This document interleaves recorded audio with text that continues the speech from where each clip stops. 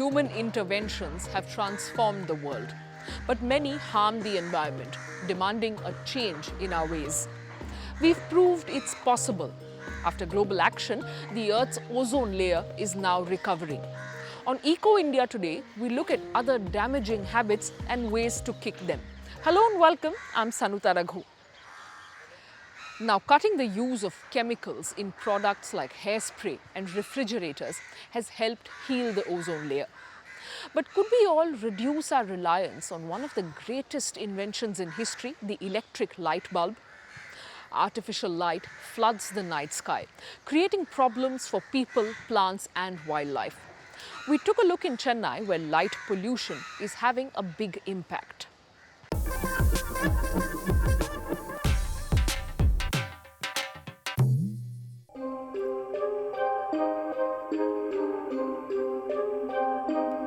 As darkness falls across India, nighttime is when the eastern city of Chennai is at its brightest.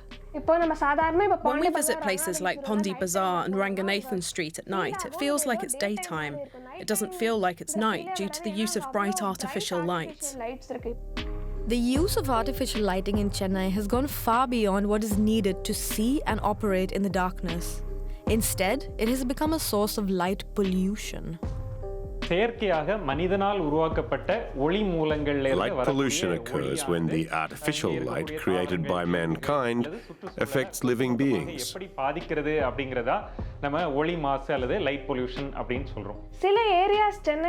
Chennai, we can witness light pollution in areas like the Chennai Airport, Sipcot, Manali and Coimbatore. These areas will either have a greater population or more activity.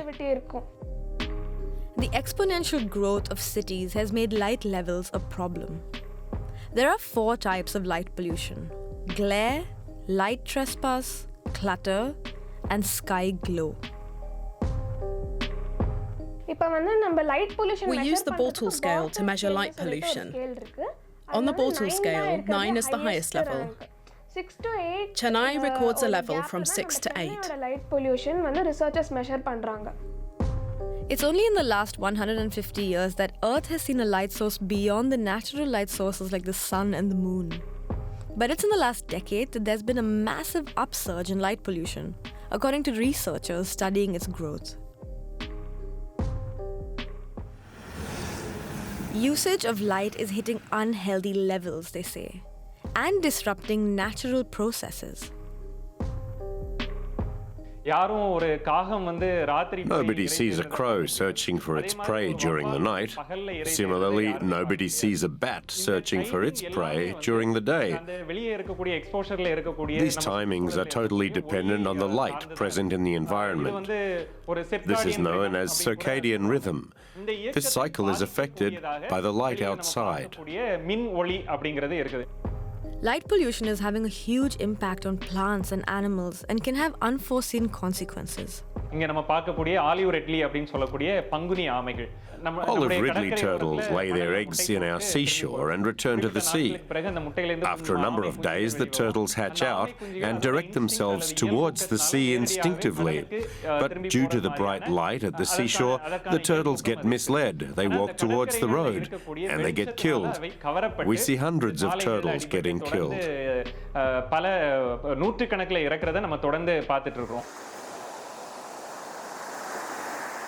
It's the same with fireflies.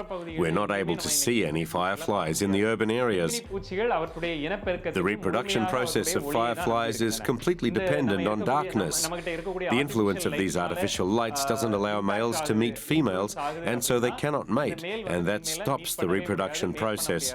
The entire species could become extinct. High light levels are not only having an impact on biodiversity. It can cause health issues such as eyesight problems, headaches, and feelings of stress in humans.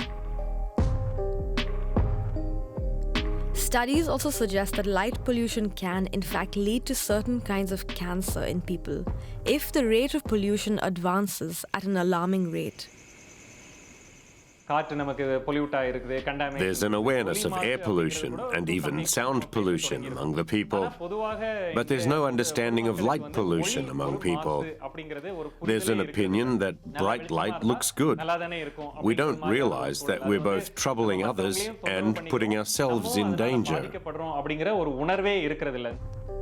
Light is not just useful in darkness, it also holds cultural significance in cities like Chennai. Here, using prominent lighting to celebrate festivals, events, and functions is important. We can see many floodlights being used on the route from Marina to Roya Param. These lights are important, I don't deny it. There's a flurry of activity there, and also for the safety of women and crime prevention, it's very important. But why do we need lights with so much brightness? These are common problems in many cities.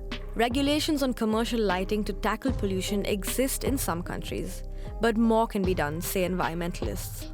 There are no such regulations in India, so we need to set regulations and a monitoring system for it. We need to give awareness of light pollution to the people. I see this as the first step to controlling the issue. Taking action promptly could help human health and preserve the environment. Well, up north, the pollution that plagues the capital is notoriously in the air. Delhi is the worst in the country, with toxins climbing to poisonous levels winter after winter. To tackle the problem, the city is banking on a shift to electric mobility. We had a look around to see how it's going. Santosh Mishra is getting ready for his second shift of the day. This morning, he delivered milk across Delhi. This afternoon, it's packages for a large delivery service.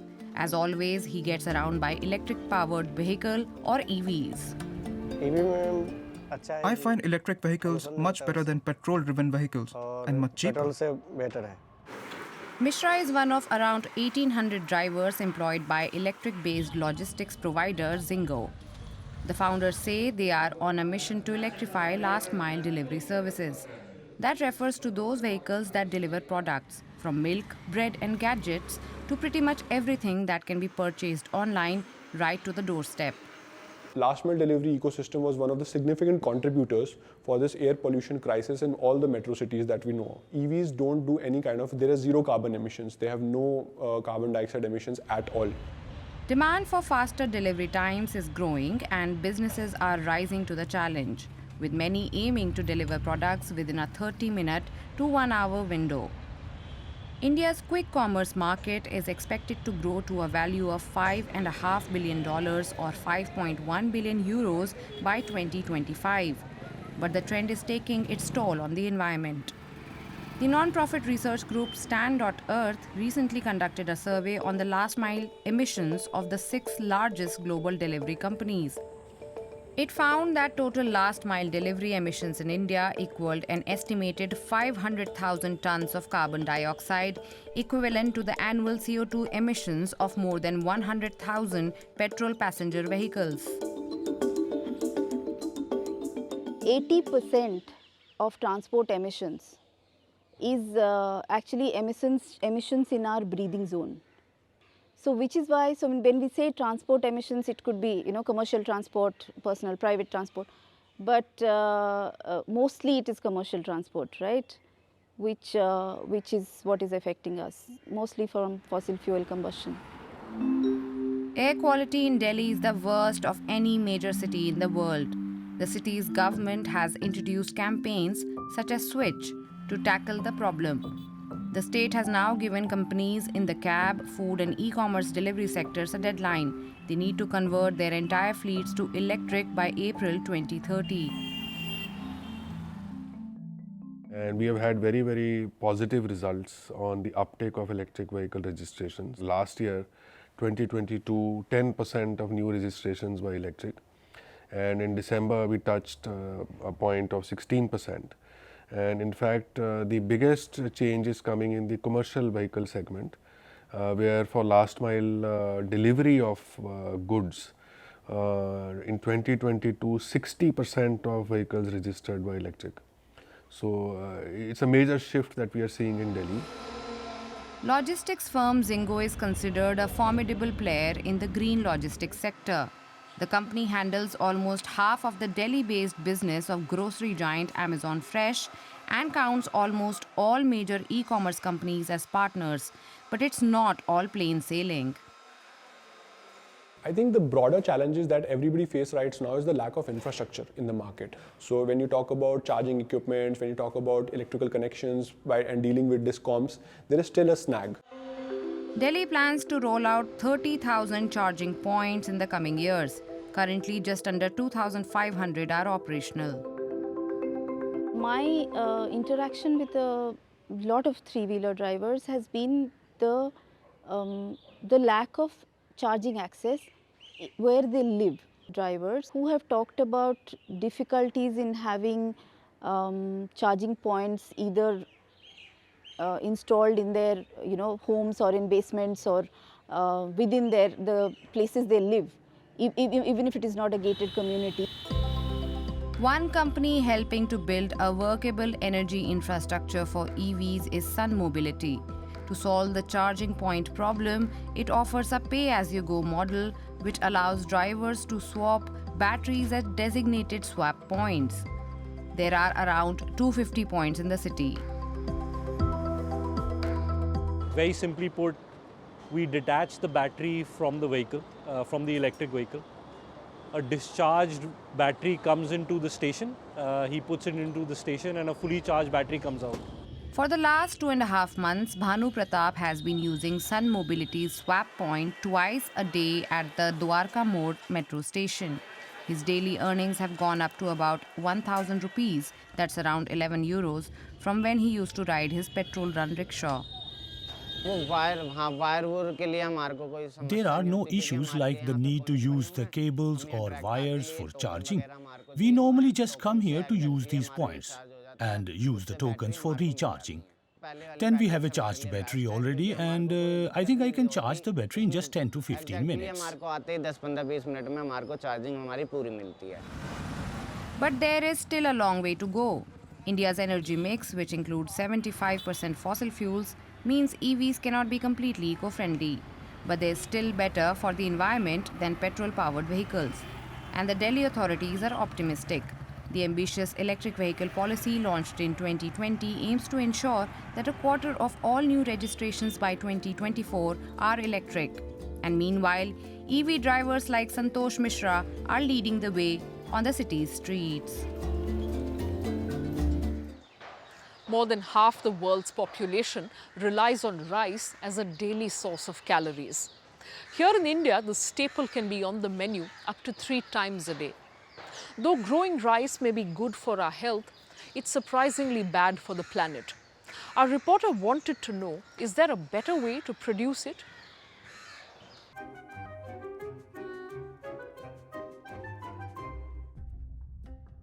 Rice is not like other crops. It was domesticated on 3 separate continents and has fed hungry civilizations across Asia, Africa, and South America for thousands of years. Across the world, rice farmers learned a common technique. They found the grain grew better in wet soils than dry ones. And when they flooded fields, they found weeds died, but rice survived. That's why, even today, farmers keep fields flooded for months at a time. And here's what makes rice one of the dirtiest crops we grow. When bacteria in the soil break down dead plants, they usually release carbon dioxide. But in a flooded field where air can't get in, there's less oxygen to react with the carbon in the organic waste.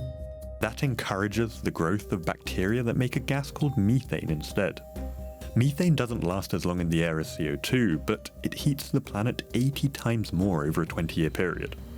What's more, the nitrogen in the fertilizer means paddies spew out nitrous oxide, which is 270 times more powerful than CO2. If you look at emissions per kilogram, a bowl of rice itself isn't worse than a pork sausage or a block of cheese. But the sheer amount we eat means fixing rice could save a ton of pollution. The most obvious solution is to drain fields so bacteria don't make more methane. Across East Asia, farmers have drained their paddies in the middle of the growing season to save water. And as water has grown even scarcer, they're trying a method of alternatively wetting and drying the paddies. So the rice still has enough water at its roots, but you're just reducing the amount of water that's sitting around, and that reduces the amount of methane that's being produced in the fields. This is Marcy Baranski, a scientist cleaning up rice in Thailand. So in principle, it's a simple technology and doesn't require any special machinery. You literally put a perforated tube or even a soda can into the ground, which shows you the level of the water below the surface. And so you let the field drain naturally until it reaches that level, which is the bottom of the roots of the rice. And then that's when you flood the field again. This simple trick has halved methane emissions on some farms, and it saves water that's growing increasingly scarce. But if intermittent flooding is so great, why aren't farmers growing all rice this way? The first reason is changing habits and policies. In Bangladesh, a recent study found that alternate wetting and drying has failed to take off because farmers don't have an economic incentive to save water. They pay for the area of land they irrigate, not the amount of water they use, so they see little benefit from using less. The second problem is nitrogen. Fields where the water content varies over the season produce more nitrous oxide than fields that are either wet or dry. That's because wetting and drying creates cracks in the soil that let in oxygen, which reacts with nitrogen to form nitrous oxide. Using less fertilizer can help avoid this, but scientists are still trying to work out how to stop it entirely. The third problem is that you get less rice if the soil gets too dry. One review found yields fell 5% in fields that were repeatedly drained and flooded. It doesn't sound like a lot, but it can be life-changing for farmers. A simple way to fix this is by wetting and drying fields only sparingly, instead of flipping from bone dry to soaked. This means you get the same amount of rice, but can still save 1/4 of the water. Another solution is to boost yields with other techniques. One approach is a system of rice intensification that has spread around the world. It creates a better environment for growing rice by doing 4 things. Farmers take only the healthiest seedlings to plant in the paddies. They space them further apart so they don't fight over nutrients. They wet and dry fields. And they churn soil to kill weeds. Smallholder farmers have started using the technique, which has gained support from governments in countries from India to Indonesia. But growing rice cleanly is just one piece of the puzzle. The hundreds of millions of tons of farm waste is another. And the way farmers usually deal with it is toxic for both people and the planet. There are only a couple of useful things you can do with rice straw, like turning it into animal feed or using it in packaging. But these are very small-scale applications for rice straw. What you need to do is somehow use it to make either energy or some viable product that can be used on the farm itself. This is Anubhuti Bhatnagar, a scientist trying to work out what to do with the straw. In India, there is only 2-week time between the harvest of rice straw and the next crop cycle. So within 2 weeks, you have to both collect it, transport it, and use it somehow. Otherwise, it will degrade. That tight window means the cheapest option for the farmers is to just burn it. Stubble burning is a practice that blasts pollutants into the air and chokes entire cities. The biggest problem here isn't even climate change. It's the deadly gases that everybody breathes. One way to fix this is to spray the fields with bacteria that break down the straw into mulch. Farmers can mix this into the fields to improve the fertility of the soil, which is great for crops. But breaking down the straw takes 3 full weeks. Until scientists can speed up the process, it'll eat into the planting time. Another option is to take the straw out of the field and heat it at high temperatures to turn it into a dry mass called biochar. Biochar is a porous, carbon-rich substance that can be mixed into topsoil. It has tiny holes that trap water and fertilizer in the soil for longer, reducing the amount farmers need to add. And it can even be chucked into power plants to replace dirtier fuels like coal. It's a promising idea. But setting up a biochar industry is tricky because the quality of rice straw varies so much. That makes it hard for the owner of a reactor to actually sell biochar with consistent properties. When we're talking about any industrial process or any commercial process, we need to ensure uniform quality. Like every day that I run the reactor, I need to get the same quality of product out. But if researchers iron out those technical kinks, they could create a powerful alternative to burning rice straw. For now, though, breaking it down on the farm may be the more promising solution. Fixing rice is a no-brainer. It keeps the planet from heating, it saves dwindling water supplies, it cuts air pollution, and it makes the global food system more secure in the face of increasingly extreme weather. What makes the task easier is that, unlike meat or dairy, there's no big rice industry lobbying against change and holding back progress. The challenge instead is to change the habits and traditions of farmers around the world, who can afford neither lower yields nor more extreme weather. From one staple to another that's indispensable to French cuisine, butter. Studies show its carbon impact can be more than 3.5 times higher than plant-based equivalents. So could a vegan croissant make the cut? Let's get the verdict from Paris. Can a vegan croissant without butter win over the French? No butter? No. No, I don't want a life without butter. That surprises me. Paris's first vegan pastry chef, Bérénice Leconte, takes on the croissant challenge. I bet vegan croissants can match normal ones. But did she place her bet without considering French butter fans? With 8 kilograms per capita per year, they're the world champions in butter consumption. That's part of our culture. We love butter. A must-have in French cuisine. Butter's French, just like the baguette. I have butter with everything. With rice, with pasta, we put butter in everything. The ingredients are the same as in the original in Bérénice Leconte's vegan recipe. Except instead of butter, she takes vegetable oil and soy drink instead of cow's milk. The croissant is considered the supreme discipline among vegan baked goods.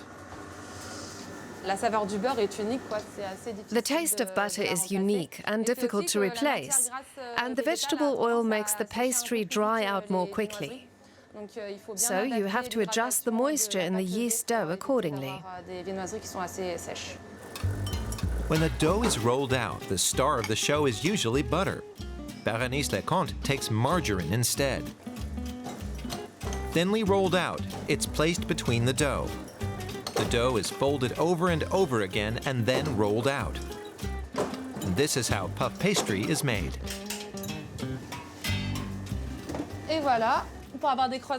To get even croissants, we use a croissant cutter. You don't learn that in training, but it just is faster. The classic croissant shape, however, is still done by hand. And into the oven they go. Let's see whether the vegan version can convince the butter connoisseurs in Paris. Bérénice Leconte opened her store in 2017. It was France's first vegan pastry store at the time. She wants to appeal to as many people as possible. People who are happily vegan may still miss croissants. Children with an egg allergy can discover pastries with us.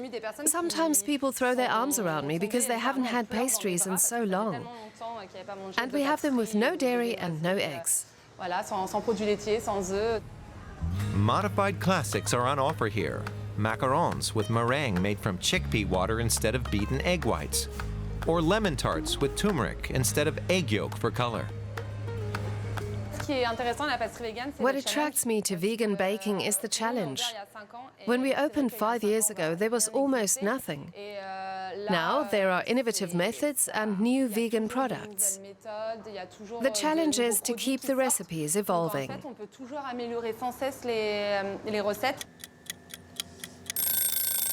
Speaking of a challenge, the croissants are ready. Butter versus no butter. Which one's better? This is good.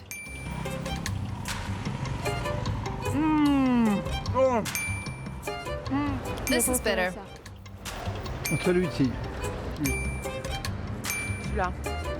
It's less doughy and crispier. I prefer this one. This is better. Can we finish them? The result, 5-5. What does the pastry chef say? 50-50. Wow, I'm relatively happy with that. So it's a draw. Perhaps the French are less butter crazy than they themselves believe.